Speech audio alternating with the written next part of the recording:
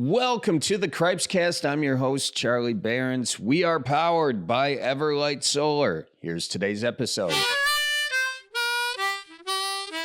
Hey guys, welcome to the Cripescast. How we doing? Today, my guest is comedian, actress, Anjelah Johnson-Reyes. She's got a new special that she just released. It was kind of a From the Vault special. She's got Say I Won't and Technically Not Stalking. Both are out on YouTube. She put both her recent specials out on YouTube as kind of like a thank you to her fans for their support over the years. But she has 6 specials out in total. Very, very funny comedian. And I really enjoyed talking to her. Callen joins me in the Cripescast studio for this intro. How's it going, Callen? It's going good. It's just a rainy day in Milwaukee. So it's just kind of like, can't believe the day's gone by already. And I don't know. It's just kind of a weird day. I know. It's already 4:00. Isn't that weird? Yeah. Time flies. Time flies when you're having fun. I had a weird entry to this. So I charged my car last night. What happened there? Well, I charged it. I charged the car, and then I woke up and I got out and I got halfway to where I was going. I was like, how do I only have 23 miles on this thing? And, Did you actually charge it? Yeah, I did. I did charge it. I know you don't believe me. I know nobody believes me, but I did put the charger in. There's something broken with the charger. It can't be broken with me. It can't possibly be that I forgot to plug it in. Considering that you live on like 1% phone battery all the time. I know. I highly doubt that you actually plugged it in. Oh my God. I am definitely one of those guys. Yeah. You know, I feel like there's 2 types of people: those who keep their phone fully charged, and 1%. Me. I'm a 1%er. You're a 1%er in that way. Yeah. Yeah, no, that's 100%. I could never live like that. Not judging. No, yeah, I think it's a product of ADD. Can I make this so I'm like somehow a victim of it? Let's get you medicated, my friend. Oh my gosh. Yeah, I don't know. Anyways, that's how it goes. Folks, so you went and found a place to go charge? Yeah. Oh, yeah. I forgot. See, that's the ADD. I started a story. I didn't finish it. No, I was like, it went from like all right, you have like 14 miles left to just where it says power low. And I was on the highway and I was like, this isn't good. This isn't good. So I pulled off and I looked for the nearest charging station. And then they never really, like, I think they're currently in the process of fixing or figuring out the whole charging infrastructure in Wisconsin. Wow. I think there's a bill out on it or something, which is good because like there's no way these things are practical without like a consistent, without someone to plug who in lives their car. their life at 1%. Yeah, the fact that you are that person in life and then you have an electric car is just astounding. I got one of the more or less the cheapest one you could get, essentially the cheapest. No, I'm just saying that like the way that you live your life, like your phone, your computer, I know, like nothing in your life is charged, or you know what I mean? Like, okay, well that's a little dramatic. Name one, your ring. I'm surprised your ring. I got this Aura ring, which honestly, this ring is the battery life like insane. It does. It can go a week if it's on airplane mode. Is that why you live it on airplane mode? Yeah, that's why I put it on airplane mode. But the thing, I do have this Aura ring, ladies and gentlemen, which sounds really stupid. And I brought it up. It wasn't him bringing it up himself. So yeah, it's not him. I definitely do not tell my dad the name of this ring. I just say it's a heart rate monitor, you know, because I'm trying to monitor my sleep. It's my Zen ring. Yeah, I know. Why did they call it an Aura ring? What is it? I don't know. AOURA or whatever. A lot of my girlfriends have it. They love it. Yeah, I don't love it. I don't love it at all. Because then I look at my stats and I can just see my blood pressure going or my heart rate going up in real time. Because there's this thing called the HRV on it. Mm-hmm. And HRV is like some measure of your, I don't know, it's like if you have a low HRV, it could mean problems down the road. And I wake up after a night of sleeping looking at my like HRV of 0. 19. I'm like, I think I'm gonna die. Like, how many years until you die? Is that what it's basically saying? I don't know. And anyways, that's me. But I'm just surprised that like it's lasted this long. Oh yeah, I'm proud too. of you. I am too. Hey, Yeah. I'm making some changes in my life, Callen. Nice. Slowly. Nice. It's hard, man. It's hard. Well, I'm not gonna say it's hard. It's very lucky to be able to tour and everything, but going on the road a lot, it just throws you out of your rhythm all the time. So I literally have so much respect for you when we come back from stuff. If I'm ever on the road, like I'm still recovering from LA. Oh yeah. Like I'm still on Pacific time. Like that's why I came in 2 hours late today. You came in 2 hours late today? That's neither here nor no. I'm kidding. Oh my god! But I didn't like mentally like for the last few nights. Like usually I'm probably in bed by like 11. Like probably asleep by 11. Yeah. Last 2 nights it's like I literally like I was making something for my family and like look up it's 1:30. So yeah, it's like I can't imagine. Like props to you. That's a No, thanks. long-winded way of talking about me in order to compliment you. Well, I appreciate that. Even if it had to come with some, some self-indulgence. I'll take it. I'll take it. I'll take it. Well, we do have a fun episode today, so we'll just dive right into it. I think I just want to thank everybody who's come out on the deal. Do we have any fan comments? We got this from Susie28. Your family is unhinged. I cannot express how much I enjoy your banter en route to the casino. I miss my grandmother and aunt tremendously, and it made me feel like home. Shout out to Lois as well. Glad you all watched out for deer, and thank you for this episode. That was in response to one of our episodes with Grandma Sue. Last week we had the Grandma Sue hodgepodge, the highlights of the Grandma Sue podcast, and hopefully more of those podcasts to come. So thank you so much, Susie, for that comment. And yes, my family is unhinged, and I am just here to financially reap the benefits of your unhingedness. They all bring it up too. They're like, how much money have you made off this? I'm like, it's not been enough. What do you enough want? Money. Yeah. What do you want for free? Yeah. I'll give it. No, my grandma's never asked for that. She's the only one who's never To be fair, she made money off of your money, so like now you're at like a net. You know what because I mean? of the casino. Because you gave her money for the casino. I loaned her $20 and she came out with $1,800. Yeah. Yeah. So she's taken care of. She's fine. Yeah. She's doing good. But yeah, that's kind of all we got. Oh, well, so this weekend, if you're wanting to see Charlie, he's in Nashville and Louisville. And then after that, the next week is Sheboygan and Milwaukee. After that is Janesville, Wisconsin Rapids. Got shows in Iowa, Florida. So just check out Cripescast.com, click on tour. We got a lot of stuff coming into the end of April, and then we'll have a little bit of a break. So yep. Act now. And folks, Barron's Old Fashioned Brandy is out. If you're looking for a nice brandy to make your old fashioned, check it out. It's at a liquor store near you in Wisconsin. If you live outside of Wisconsin, you can order it. I'm warning you, the shipping is a little spendy. It's nothing we can do about it. It's just the laws of the land. Sorry about it. So there you go. There you go. And before we get into the podcast, I just want to say, if you go to doctorswithoutborders.org, we are continuing to raise money for Doctors Without Borders. They are doing everything they can to help out, especially in the conflict in the Middle East right now. So check them out, doctorswithoutborders.org. And folks, without further ado, here is my conversation with Anjelah Johnson-Reyes.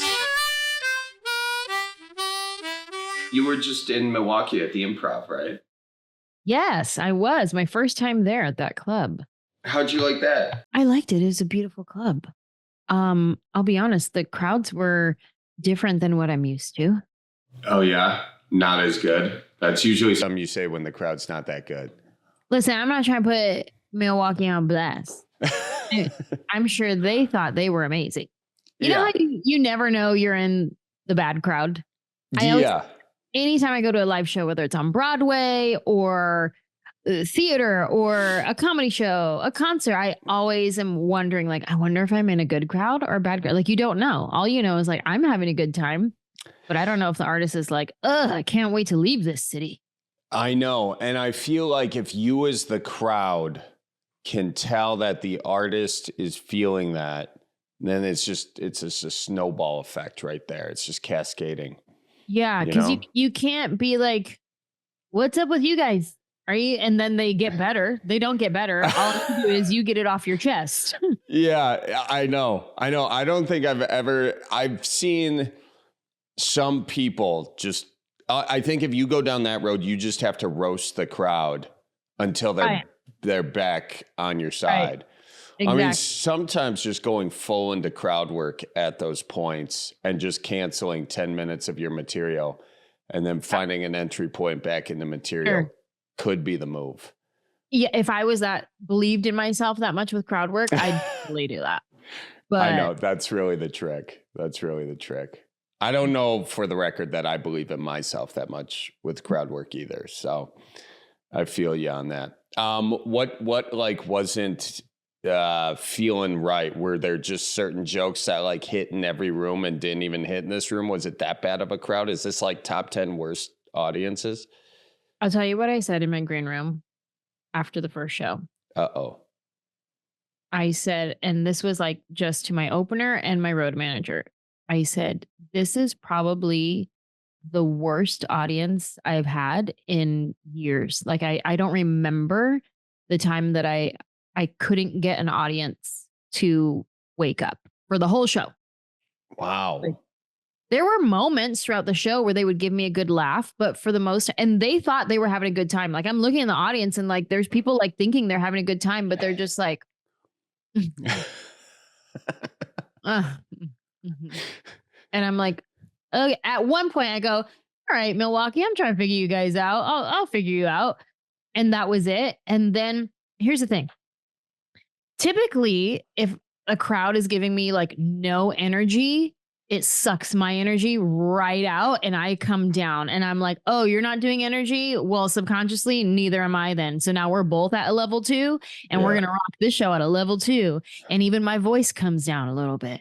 And I don't even project a lot of time because you're not giving me nothing. So my body automatically goes, oh, this is where we're at. It's like that energy. They're more than me. I can't It wasn't that kind of welcome at all. It was just a little more like, And I was like, okay, well, it's better. I'll take it. Yeah. Well, I'm sorry that Milwaukee didn't give you the laughs that you deserve. You know, I apologize on behalf of Milwaukee. Well, listen, I'm sure there's a lot of comics that would listen and be like, no, they didn't give you laughs you deserve because you didn't deserve them. If you would have deserved them, you would have got them. Like there's comedians who full on feel that way. I don't. There's no bad audiences. There's only bad comics. Fully disagree. There's horrible audiences. I'm outstanding. I just did a show in San Diego where I did pretty much the same show back to back. One audience, absolutely amazing. The other audience, meh. And I really think I did the same performance back to back, with the exception of a few things here, a few things there. But I feel like, you know, it's like, that's the weird thing about stand-up. You're really just feeding off this energy. And when you get to the point of like, it's almost like starting a fire, I feel like. And if it, sometimes when you're starting a fire, you're like, oh, this should not be taking so long. You get frustrated with it. You kick the fire down, you know, and you just need to be delicate and build it at first. And then just, if that doesn't work, just fan the flame, just blow on the flame until it doesn't. I don't know. When I get big and loud, I feel like it's me desperately just blowing on the flame, you know? The funny thing is, like, there are a few moments where I have like some banger jokes where I'm like, okay, this one's for sure gonna get them, right? And I would get like a really good laugh. And then they went back to their like, Yeah. I'm like, wait a minute. I thought I just proved to you that it's worth having a good time. It's worth just shaking it off and like giving a good laugh. You know what I mean? They're like, no, that part was, but. Man, that sucks. You did 2 shows a night there. I did. Nights. Yeah. Oh man. Well, did you stay downtown Milwaukee or did you stay out in that suburb? I stayed in the burb. Did you? Yeah. Yeah. Any, do you have any nice experiences there outside of the show? You go get some food to eat. Yeah. Did you see the lawns that they have out there in Brookfield? The what? Front lawn yard. Oh, Yeah. no, we did. We had, I had my daughter and our nanny with us, and she's from Venezuela. And I was like, let's order some food to the room. And one of the first restaurants that popped up was a Venezuelan restaurant. And it was like, had the highest reviews. And we were like, what, in Milwaukee? Like, what, in a suburb of Milwaukee? There's a Venezuelan restaurant with high reviews? Like, what is this? So we ordered from there, and she was like, I'll tell you if it's good. You know what I mean? And she thought it was amazing. She was like, oh my gosh, I feel like I'm back in Caracas. This is so amazing. And like, she loved it. So wow. What was the name of the restaurant? Do you remember? I think it's called Arepas. I don't remember. Okay. Nice. Well, shout out to hopefully Arepas. Yeah. And then we Arepas. also went to a Vietnamese restaurant, a pho place. What was it called? I can't remember the name of it, but it's in Brookfield. Brookfields? Is there an S or just one? Just one field of Brooks. Yeah. Okay, one field of Brooks. We went to a Vietnamese restaurant to go have some pho. That was also pretty delicious. And then they were fans of mine, so that was fun. Oh, that's great. Yeah. Do you get a little discount off the top? No. No? I mean, no type of discount. They were just like, you're hilarious. That'll be $168. Do you, when you travel around, do you often, like, if you are going out, will you get a discount if people are fans? Is that a typical thing? Sometimes, but I honestly, I don't expect it or ask for it. I would never in a million years. Yeah. Yeah. It's always kind of weird. Like once, you get to a point where you be okay without the discount, that you get the discount, or you get free stuff. I know. It's wild. It really is so dumb. Like as soon as you can afford it, they're like, oh, I'll just give it to you. No, I needed you to give it to me 7 years ago. That's when I to give it to me. Yeah. Oh, well, that's how it goes. Do you like traveling with your daughter? Do you enjoy that whole thing? I mean, she's very young, right? She's a year, 9 months. Oh my gosh. So yeah, you got to travel with her at this point, right? Yeah. I love it. And it is more difficult, definitely, traveling with a baby. Travel times are different and everything, the way we travel, the kind of car we rent, like all the stuff is different. The kind of hotel that we stay at, different. Like everything's different when I travel with her, but I love having her there. I love that she's right there. As soon as I get home from the club, she's right there in the room. As soon as I wake up, she's right there. Like I love having that, but it is just a bigger to-do for sure. Yeah. Yeah. Your last special I saw on YouTube was so funny. And I love that I think you put it out on YouTube first. I don't think it was on a different platform. Am I right about that? Thank you. Which one are you talking about? Well, both of them were just YouTube. Say I won't, and technically not stalking. Yeah, it was where you were talking about Nashville and the tornado and all that. Yeah, say I won't. That was YouTube. Oh my God, that crowd was electric and you were hilarious. But I love that you put it on YouTube because that one's like, what? It's 74 minutes, something like that. Hour. And, I feel like all the ones on Netflix and everything are a tight hour, but like, I was kind of thinking about it afterwards. I was like, I wouldn't kill 15 minutes out of that special at all. I mean, was that part of the reason you decided to self-publish it or, I mean, that was definitely a bonus, but I feel like for me, it was important. This was my first self-produced, self-financed special. And I said, I'm going to bring it back to the platform that kicked off my career for me all those years ago when that one video went viral. Yeah. And so it's kind of like a full circle moment for me. And my thank you to the fans, to the audience for like riding with me for this long. Like you started my career by sending this video clip to everybody you knew and it went viral. So I'm bringing this whole special that's beautiful. It's gorgeous. It's not just like a cheap little, I did it in my living room, not to knock anybody who does that, but obviously that's an artistic choice, but it was gorgeous. I spent money on it. I cared about it. I put a lot of love and heart and hard work into this special. And it was like, this is my gift back to you on YouTube. Those of you who made me who I am today. Like I would not be here without anybody who shared that video clip for me. Yeah, that's really cool. And that makes a lot of sense. After doing it and going through the work of producing it and everything, is that something that you want to continue doing, or is that, something you want to fade away from?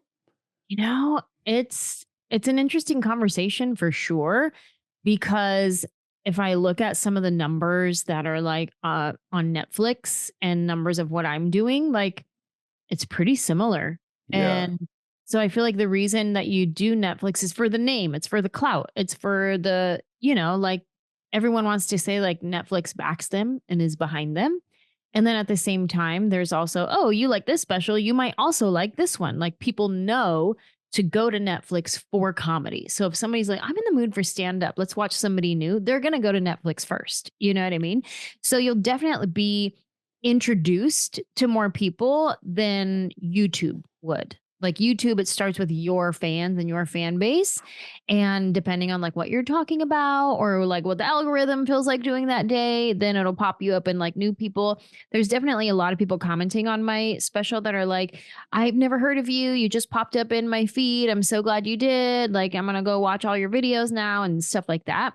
But I think it's just for like, one, the notoriety, the clout of Netflix backs me. And so it's like a stamp of approval immediately. Like, oh, you're a professional. You have a Netflix special? Professional. You know what I mean? Like it gives you that like street cred.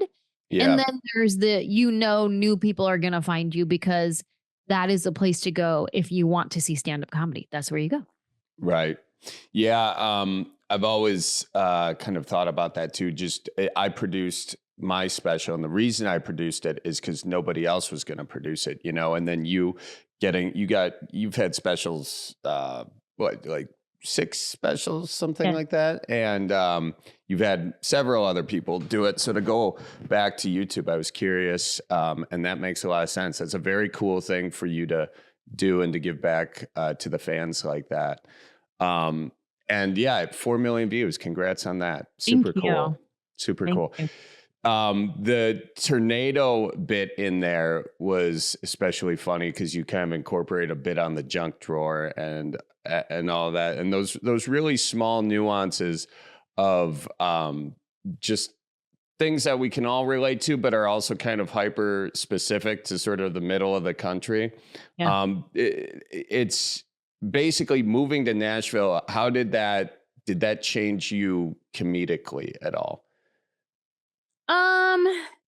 No, I feel like I've always been just who I am, and I let people adapt to me, Yeah. And of course I blend in. I'm like a chameleon. If you have an accent, I'm gonna start talking in your accent probably. Like it's a little bit of that. So just in life in general, I definitely added more y'alls and more like a little bit of a like not twang, but like sing-songy to my speak, when I'm out at the store, the grocery store. Thank you so much. Like giving a little bit of a sing-song. That, And so I think just in life, but like as far as like my comedic voice, it's still me. It's just who I am for sure. Being in the South, did you change I appreciate it to I appreciate you? Okay, this is silly, but I would say I appreciate you earlier on, almost as like an intentional thing that I would do, not necessarily from where I live or anything, but like if somebody did something nice, I'd be like, oh my God, thank you so much. I appreciate it. Thank you. That was nice. And then I would intentionally change it to thank you. I appreciate you. And it just gives it more like personal, like, oh, I received that differently. Like, appreciate it. No problem. I appreciate you. Oh, you're welcome. It feels different. You know what I mean? It does. Yeah. Cause I grew up in the Midwest. It was always, I appreciate it. Then I lived in South Carolina for a little bit. And I remember this woman at the grocery store. First time I heard it, she's like, appreciate you. I was like, damn, she's like a 60-year-old woman. I was like, I think Tracy's got a thing for me, before I realized everyone said it. But then I started saying it down there. And now I just kind of say it, but I was just curious if I thought it was a Southern thing, but you did that when you were in LA or? Yeah, that was just more of like me learning to be more intentional, and after years of therapy was like, oh, with everything else that I'm working on in life, that was one of the things. being a better person, communicating my feelings. Thank you so much. Being intentional. Like, yeah, because you did I appreciate you, the full you. Yes, so that's new age LA. That's new age. Thank you. Yeah. That's what it was. It's very new age LA. And then I tighten my Kabbalah bracelet and walk on. Now you grew up in California, right? Born and raised. Sure. That's right. And when did you decide you kind of had a sort of a roundabout way to get to stand up, right? How'd you decide you were going to get into comedy to begin with? So I moved to Hollywood to be an actress, and I was a cheerleader for the Oakland Raiders first, and that was like my introduction to entertainment industry. And I cheered for 1 year. We went to the Super Bowl that year, came home from the Super Bowl, packed up my bags, moved to Hollywood, and I was like, I'm going to be an actress. And stand-up comedy is what took off for me. And I did not expect to be a comedian. I didn't know that I was funny. My whole family is funny, and I think that's why I didn't know. I just thought like, we're all just funny. It wasn't like a thing that you could actually do for a living. My dad's hilarious. My sibling, I'm not the funniest one in my family. My siblings are hilarious. My brother Kenny, he probably wins for like all the things. He's like the best singer. He's the prettiest. He's the funniest. Like, he's our Kim Kardashian.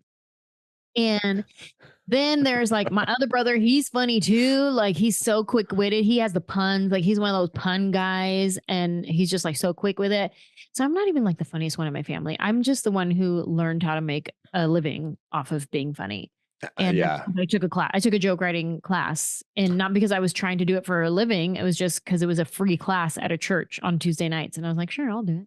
Oh, interesting. Was it the church you were going to at the time, or just some random church? No, I was going to this church, and on Tuesday nights was creative arts night, and they would have dance class, acting class, singing, a production class, because they knew a lot of people at this church were in the entertainment industry or wanting to be. So they're like, let's just offer some free classes.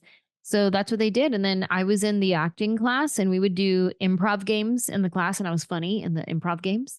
And then there was a comedian there, and she's like, hey, I'm going to be teaching a stand-up joke writing class. Do you want to come take my class? And I was like, I don't know. Is it free? And she's like, yeah. I'm like, I guess. Sure. Like, I had no desire to be a comedian at this point. It was just like, yeah, I guess. I mean, I do this like nail salon character. I could probably make that a joke. I don't know. And she was like, nail salon jokes are so hacky. Stay away from nail salon jokes. And I'm like, I don't know if anybody doesn't like me. I'll give it a try. I'll try it anyway. Isn't that hilarious? Like, you could do I feel like could be a book on advice I'm glad I didn't follow. Or maybe that is a book, you know? Yeah. But yeah. That sounds like a good coffee table book. Yeah, that's true. Just a collection of different people with advice they didn't follow and why they didn't. Anyway. Yeah. Tangent. Did we just author a book right now? I think we did. Are we co-authors? I think we're co-authors. Yeah. I mean, it's right here. The IP's out there. So if anyone takes it, we can sue them. Stamp. Done. Wait, which church was it? Because I feel like churches like in the Midwest or wherever, and churches anywhere else, and churches in LA are very different. LA's got like, it's almost like a scene going to certain churches. Let me tell you, I was on the first of all, it's called the Oasis. Oh, is that where is that? Hollywood. Oh, it's in Hollywood. Okay. Got it. It's not, there's that one like Agape. Is that one? No, that's not it. All right. Oasis. All right, cool. It's in Hollywood. Is it a celebrity type church, or is it? Yeah, it's gone through its phases of being celebrity and not celebrity. Like, yeah, there's definitely celebrities who attend or have attended for sure. Right. Got it. All right. So you're doing the joke writing. What were your earliest jokes about? I will tell you, they're all in my first hour special. Yeah, they all made it in there, huh? Yeah. That's nice. That's the only reason why I kept doing stand-up, is because it turns out I was good at it. If I wasn't good, I wouldn't keep doing it.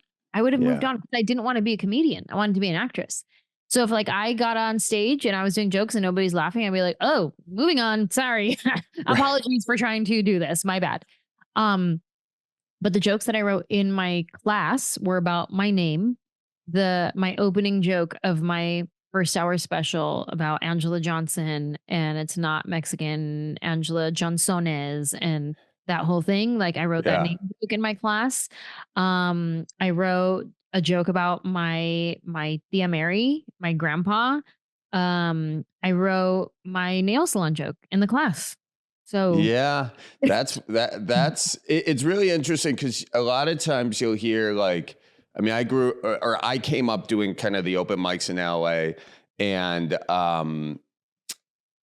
you would always hear like, oh, you can't take a class in stand up. You can't learn how to do it. You just have to go up and do it. And there's maybe some truth in the fact that you have to get on stage, but I feel like that's kind of a crazy thing to say, because you absolutely can learn how to like write a joke. There are certain things like juxtaposition or, recognition triggers or whatever that are all very teachable. It was a really great class. Her name is Lisa Alvarado, and she taught us everything from like the rule of 3 to like imagine if and paint a picture for the audience, and things like reversal or like just different techniques. And they may have been things that I naturally do, but I would have never known to identify them so I can replicate it and do it again in my next joke writing situation, or figure out how to tweak this joke to make it hit. Like this, there's something funny in this joke for sure, but I just can't make it hit. And then you try these different techniques and it's like, oh, well, maybe that third one, I'll make it something obnoxious and something crazy and whatever it is. Like, oh, it's because I listed in 4. Let me take 1 out and just make it 3. And like a good example of that is my joke in the tornado joke. When we go down into the basement and I say it was just me, my husband, and hella spiders. And then I do a callback to the spiders. In real life, it was me, my husband, my dog, and spiders. And I would never not mention my dog because he was like my child at the time. Yeah. And so I would never not mention my dog. However, comedy's in rule of 3. So I had to take somebody out so that I could hit the spiders because I was about to do a callback to the spiders. So I was like, all right, listen, son, you're not going to be in this joke because comedy's the rule of 3. So she taught us a bunch of techniques like that, and everything from like stage etiquette, from how to hold a microphone, how to adjust the mic stand, how to shake the host's hand when you trade places, how you don't just abandon the stage until you get relieved from the stage and somebody else comes up to take your place. Like all these different etiquette things that you don't know. And sure, you could just learn by throwing yourself in, or you could just take a class and she teaches you all these things. Yeah, I mean that's a huge hack right there on the whole thing, to just kind of take a class to start off. And even like the thing you say about the mic stand, or what you just said, like how many times do people pull the mic stand from the top and pull the top right off, you know? Yeah. So there you have it. Don't be shy about doing a class. We have a fair amount of stand-ups that listen to this, so that I always just like to throw in a few of those. Excuse the interruption, ladies and gentlemen, but I want to let you know that we are powered by Everlight Solar. We got the solar panels right on the roof.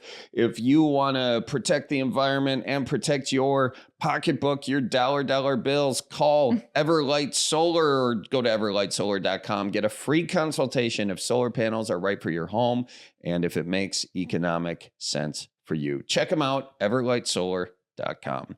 And also, hey, it is turkey season. It's creeping close, folks, and Fleet Farm has a selection of great gear to make this year's hunt a success. Pick up turkey calls and decoys to help bring the birds into your area. You can do all the hiking and the traveling when you hunt. You don't need to do it when you're hunting for the gear. Just head on over to the Fleet Farm and find your stuff. They got shotguns, shotgun shells. So it's when it is time for you to take that shot, you can be confident you got the best shot to take with the best gear from the Fleet Farm, ladies and gentlemen. Fleet Farm, we love it. And finally, folks, Easter is just around the corner. Do you need some for the Easter baskets? Well, what if the Easter bunny left some Barron's old-fashioned brandy in there, huh? That sounds good. Or we got Barron's old-fashioned brandy shirts, hats, koozies, whatever you want. A bunch of Midwest stuff, too. This Ope shirt that I'm wearing. Got it all on Cripescast.com. Just click on the merch section. Back to the podcast. So after you kind of got the first special going, I know you have Mad TV, you've got all that. I heard a podcast where you were talking about kind of your anxiety about going up on stage and how that impacted you. How did you deal with your anxiety? That was one other question. I know you mentioned it on the podcast I listened to, but just for this audience, how did you deal with it, the stage fright? I mean, so my anxiety was not so much stage fright, but more so because I was a performer. I was already I was a professional cheerleader performing in front of thousands of people, which is different being by yourself on a microphone and everyone is listening to just you. Where I'm in front of 40,000 people at the Super Bowl, but they have 40,000 other people to look at and pay attention to. They have the football game to watch. They have other cheerleaders they could watch. So it's definitely different when it's just you and a microphone and your voice is being amplified. And the goal of what you're doing is to make people laugh. So if you don't hit your goal already, it's for me, the most anxiety I had was about writing. And getting up and going and actually getting there and being by myself. It was like being in a man's world, this is like boys club. And then I would be the only girl a lot of times. And then I wasn't overweight. I wasn't wretched looking. So already it was a different vibe when I walked in the room. It wasn't oh, she's one of the boys. It was either people were trying to hit on me, or they didn't take me seriously, or I was just ignored, or they would talk to me, but then I'm in my head going oh, are they trying to hit on me? Or are they taking me seriously? So it was a lot of that. And then just with writing new material, I would be how am I going to top the joke that I just wrote? Everybody laughed at that one. How am I going to make one funnier than that? And it was constantly just getting in my head about it all.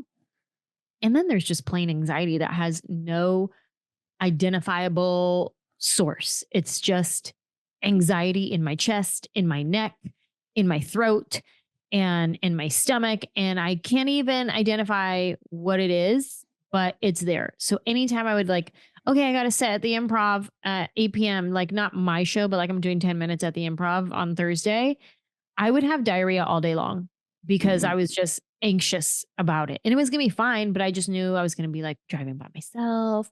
Or is the bouncer going to remember me when I walk in? Or do I have to prove to him hey, I'm a comedian? And then how embarrassing. And then there's everybody else. They're all friends because they hang out and I don't have any other friends. It was a lot of that. And I would just be nervous to perform in front of an audience that wasn't my audience because I got spoiled by really amazing crowds from day one. So I would be spoiled on the weekend and go do my headlining shows. And then I would come to the Improv on Tuesday and it would be crickets and nobody cares that I'm there. And who cares? Chris Rock just did a guest set right before you. Don't care who you are. Who are you? You did a YouTube video? Oh, that's funny. You know what I mean? Right. No, I get that. And, but you asked, what do I do? How'd you center yourself and all that? Okay, so I have lots of tools, and these are things that I learned over time. So there was years where I just suffered with it, and it was just diarrhea all day long, and there's nothing I could do about it. But over the years, I learned tools, and these are some of my favorite ones. Easiest one is gratitude. Practicing gratitude, and the way you do it is the way I do it is I say it out loud, and you think of 5 things that you're grateful for and you say them out loud, because when you say them out loud, you also hear yourself saying what you're grateful for. So it's not just thinking oh, I'm grateful that I'm healthy. You're saying, I'm grateful that I'm healthy. And then you're hearing, I'm grateful that I'm healthy. And then you have this gratitude that's like a big circle that goes out and in, out and in. And you're constantly filling yourself up with gratitude and raising your elevation.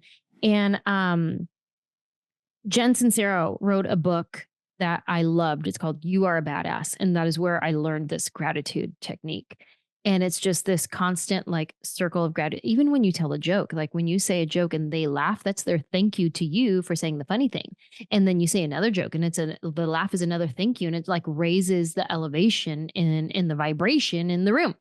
So I would do gratitudes and I would say 5 things that I was grateful for and I would say them out loud. So you're pausing to take time to think about what you're grateful for. Then you say it and you hear it.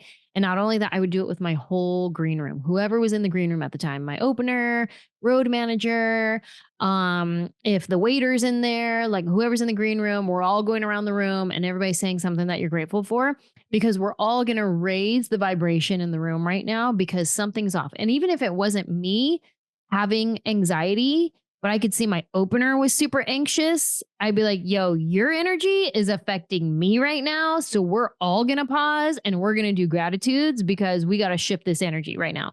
And then we'd all go around the room and say we're grateful. So that's probably my favorite one. I just want to stop you before you say the other ones. But as you're saying this, I have my producer, Callen, just staring daggers at me the entire time you're talking. Because she always says, okay, have we done our gratitude list today? But I always think about how many times I come in with that like kind of frantic, like, fuck, I have so much to do today. We got to do this. We got to make this hit. And then it's like, okay, let's say our gratitude list. I have ignored her every single time she's said it. She feels completely validated now. She is laughing over on the other end. And we'll have a conversation after this conversation with you about it. So thanks. I appreciate that. Absolutely. What, but truly that does make a lot of sense. What are your other tactics that you use? So other than that, there's my breathing techniques. There's many different ones that you can even look up on YouTube or whatever. But one of them, I was taught is you plug one of your nostrils, you inhale for 5, and then you let it go and you plug the other one and you exhale for 5, and you're focusing on your breathing in that. And it's really getting you centered into your body. There's that one. I do a lot of pressure points with my fingertips and I practice my breathing. And a lot of times I just start pushing on fingertips and something about it just takes me out of whatever I'm in. And I just start doing this one. And whether it's my hands, wherever we're at, a lot of times if I'm getting like an IV or something like a vitamin IV, or I have to draw blood or whatever for any medical reason, I'm always this. Anytime something is about to be painful, just here I am. Yeah. I don't know. This does it for me. Have you ever done the Wim Hof one where you breathe in, breathe out? I'm aware of it, but I don't practice it. Got it. That's one I do because it lowers the oxygen and you kind of get a little body buzz. So kind of like a cheap high, I like that finger one though. That does actually work. That's probably where okay comes from, You're or not. Okay. Yeah, you're okay. You'll be more okay. If you push harder, you'll be A-okay. That's cool. So you do these kind of every time, or you just kind of you pull whatever tool you need, sort of. Whenever I need it. Now we've started doing gratitudes with my my team text thread of my manager, my road manager, my social media managers, and we're all in a text thread. And so every Monday we send a voice note and we say what 5 things we're grateful for from this past week. And we just kind of start our week off with gratitude. Well, that's great, man. That is very much. I appreciate you energy right there. That's great. Yes. What's kind of like you look back on, your career and that's kind of an interesting place for you to be in where you have this whole career that you've already done. Do you look back at it like you are kind of here at the top and you are ascending like creatively? I don't mean from like a career standpoint because you are, I feel like, at the top and still ascending. But is there a point when you look back where you're like, that's where I felt like the most whole as a creator? Is that in the past or is that in your right now? Really good question. I'm gonna say the past because there's something special and unique about being hungry. Hmm. And when you've attained a level of success, there's a lot of temptations. There's a temptation to get comfortable and cozy and coast. There's the temptation to doubt yourself. Oh, I'm a fraud. It was a fluke that I even got here. I'm not as funny as people think I am. I'm not as talented as people think I am. This is an accident that I got this far. There's the temptation to do all of these things that are self sabotaging, right? Mhm. And stifle your creativity. When you start listening to your own voice telling you these things, it stifles your creativity. But there's something unique about when you're hungry. Um, it like encourages your creativity. I feel like even when in actual hunger, when you haven't eaten and you have those hunger pains, there's something about it that moves you to the kitchen to make yourself something to eat. But if you like snack a little bit, then you're probably not going to make yourself a whole little meal. You're going to be like, I'm good. I'm fine. I've had a little bit already. I kind of had a little bit of this and I had a little bit of that. I'm good. But there's something about when you have nothing, when you're hungry, when all you have is your dream. All you have is your dream of wanting to be a headliner. All you have is your dream of wanting to cook that roast beef for dinner. All you have is your dream, but you have little bits here and there. It kind of is like, I think I'm okay right here. This is probably a good. I'm good with this, So Yeah. I feel like when I had nothing but my dream, I was more creative. I was more willing to take a risk because I had nothing to lose. If that makes sense. No, that makes a lot of sense. So being where you are now, are you sort of surrendering to the fact that that is just a part of your past, or are you in some ways trying to recreate that hunger? Recreate the hunger, trying to be intentional. And I need reminders all the time, whether it's from my husband or my team or being inspired. Honestly, like doing podcast interviews and I hear Mhm. myself tell my story from Yeah. past. This inspires me and reminds me like, yes, I am capable. I can do this. I can blah, blah, blah, whatever it is, if I'm in a season of doubting myself or whatever. And then there's sometimes where I'm just like feeling so productive. Like earlier this year in January, I was filming a show and in between takes, we were in the dressing room with my manager and my assistant, and we're talking about producing this podcast that I'm going to be releasing soon. And we're talking about this sitcom that I want to write. And like everything was in dream form. Nothing was like green light, like, oh, I got a sitcom. We're filming it on Tuesday. It's nothing like that. It was all about dreaming, but it felt good. It felt collaborative. It felt creative. It felt like I'm in the process of filming one show while I'm with my team, dreaming up another show, a whole different show. And it was like, it felt creative. It felt good. And like, if you were to have interviewed me during that time, I'd be like, yo, I'm just moving and grooving.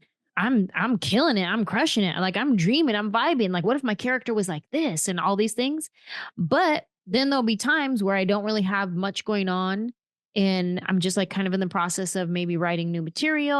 I have like a couple club dates, but that's kind of all that's going right now.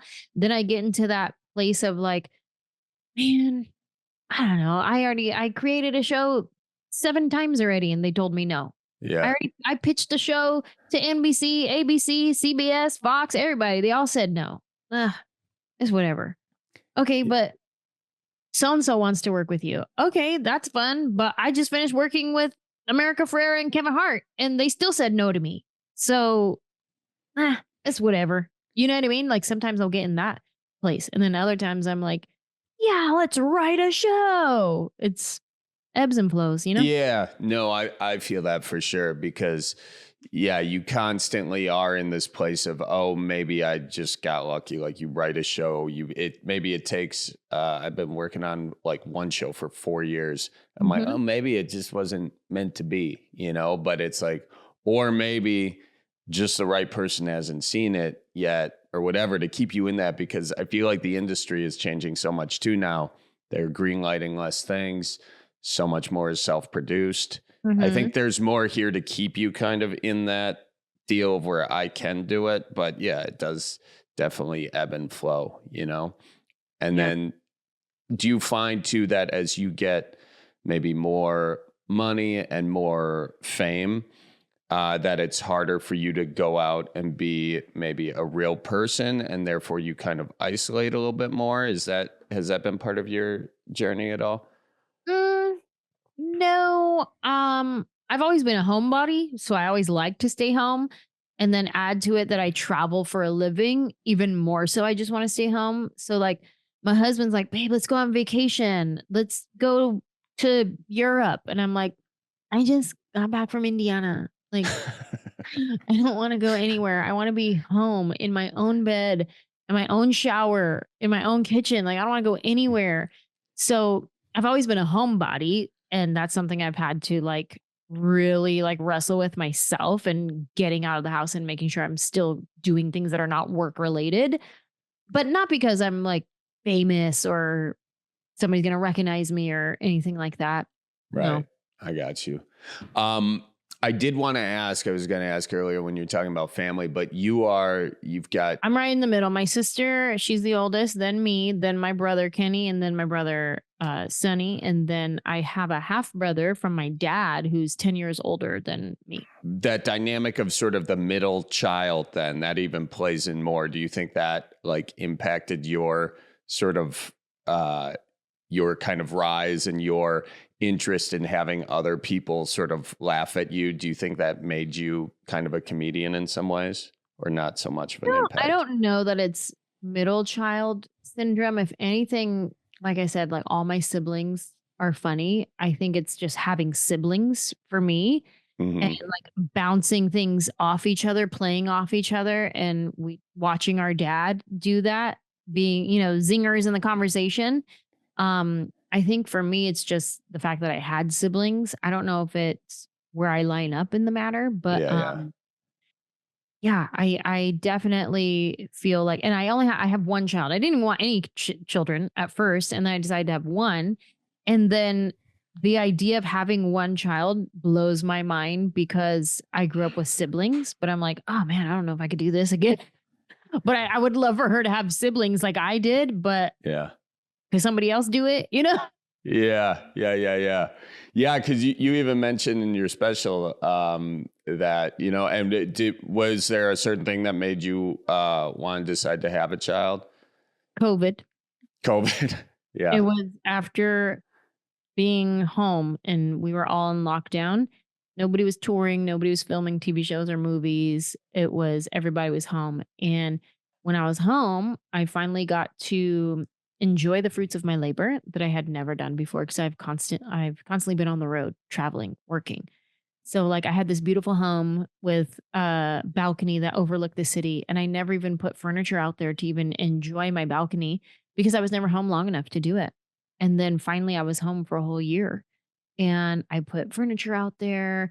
I put like a little water feature. It became like my little meditation area, and I'm overlooking the city. And it was like that view of the city was something that always inspired me. And here I was given this gift of looking at it every single night. And I just kind of took it for granted. And I had a pool that I never swam in and never used. I had this beautiful land that I ended up making a garden and started gardening. And it was just all of these things that I was like, oh, it's nice to be home. And my career had always been my baby, has always been the thing that I held most high, that I was most sacred to me. And here I was home, being okay with not having those things, not having a tour, not having a show to go film. I was like, I don't need it. It's whatever. And that was the first time that I had ever said to my career, it's whatever. I don't need it. That was the first time. I never in my life imagined myself saying that. So it was at that point that I was like, oh shoot, did I mess up? Should I have had kids?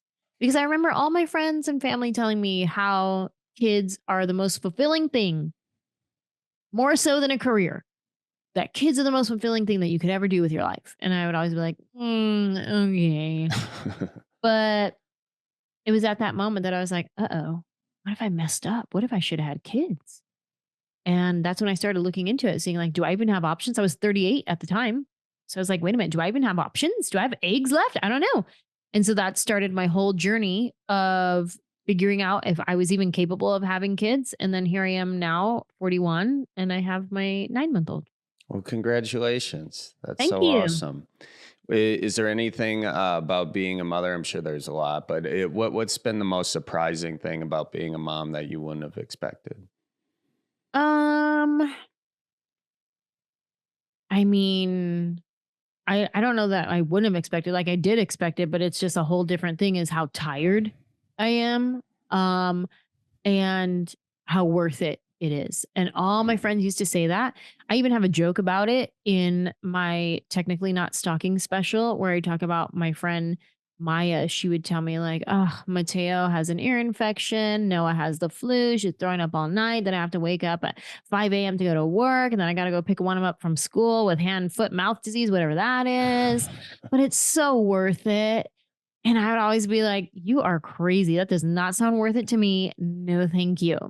And then here I am when she wakes up in the middle of the night and I got to wake up early the next day, but I still go in and I love to just be her mom and hold her when she's crying and like rock her to sleep. Like it's my favorite. And I'm like, oh my God, it is worth it. What? That's weird. So it's like people warned me about it, but you don't know until you know.